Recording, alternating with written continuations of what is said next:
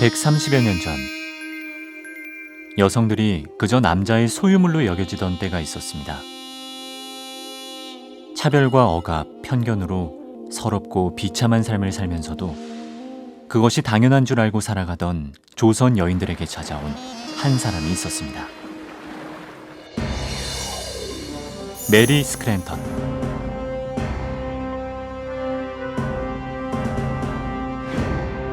당시로선 아주 많은 나이였던 53세의 나이에 조선이라는 미지의 땅에 도착한 최초의 감리교 여선교사 메리 스크랜턴. 의사인 아들과 함께였습니다.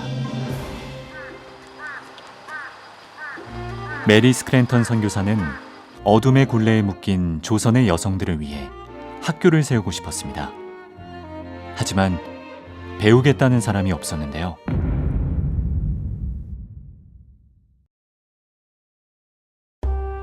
최초의 학생은 영어를 배워 왕비의 통역관이 되고 싶었던 조정관리의 첩이었습니다.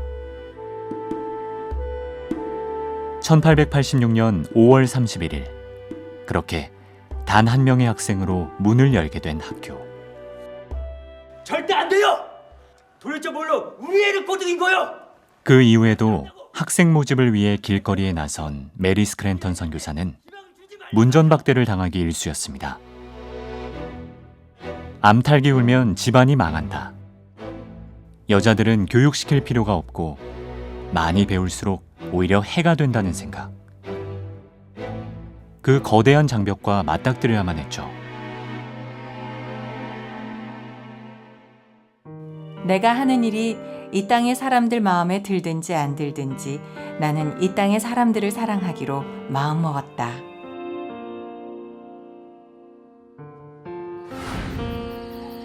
결국 메리 스크랜턴 선교사는 가난에서 버려지는 여자아이들을 거두기 시작했습니다.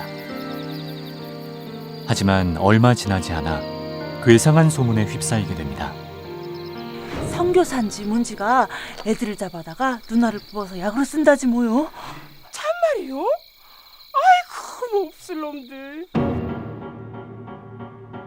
이제 주변으로부터 거기는 수용소나 다름이 없다. 그리고 선교사들이 학생들을 그렇게 같이 사는 것은 잘 키워서 잡아먹으려고 한다. 미국에 보내서 노예로 만들고자 한다라고 하는 그런 소문이 벌어졌기 때문에 군중에 의해서 습격을 받는 일이 2차례나 벌어지게 됩니다. 선교사들의 입장에서 보면은 이러한 사람들을 대상으로 선교를 해야 되고 교육을 시켜야 되는 이러한 입장이었기 때문에 무엇보다도 조선인들의 마음을 사는 일에 선교사들이 가장 애를 쓰지 않았나라고 생각이 듭니다. 콜레라와 장티푸스 등 전염병이 창궐하던 시대, 사대문 밖에 버려진 환자와 거린들 사이에서 울고 있던 4살짜리 꼬마가 있었습니다. 죽어가고 있는 엄마 곁에서 울고 있는 아이를 데려온 메리 스크랜턴 선교사는 깨끗이 씻기고 입히고 먹이면서 교육을 시키기 시작합니다. 이렇게 가까스로 모은 학생들로 이루어진 학교, 바로 이화학당의 초창기 모습입니다. 스크랜턴 부인이 자기 학교에서 가르친 학생들은 이처럼 버려지고 가난하고 병들고 그런 아이들이었어요. 그런 아이들을 스크랜턴 부인이 같이 살면서, 초창기 이화학당은 기숙사도 그 학교 안에 있고 교실도 그 안에 있고 식당도 그 안에 있고 그래서 24시간을 같이 사는 겁니다. 그런 아이들과 함께 생활을 하면서 스크랜턴 부인이 때로는 할머니처럼 때로는 어머니처럼 그 아이들을 키워낸 거죠. 그러다 보니까 그 아이들이 변화가 되는 거예요. 1908년에 이르러서야 1회 졸업생을 배출한 이화학당. 명실공히 우리나라 여성교육의 최고 산실이 됩니다.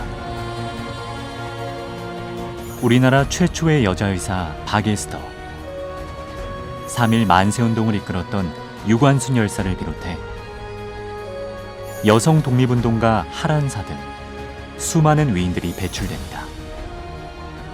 그토록 아끼고 사랑했던 이화학당을 10년 만에 후배 선교사에게 넘겨준 스크랜턴 선교사는 이번엔 여성 목회자 양성에 나서는데요. 전국 곳곳을 돌아다니며 부녀자들에게 안방 설교를 했던 전도부인들의 활약은 대단했습니다.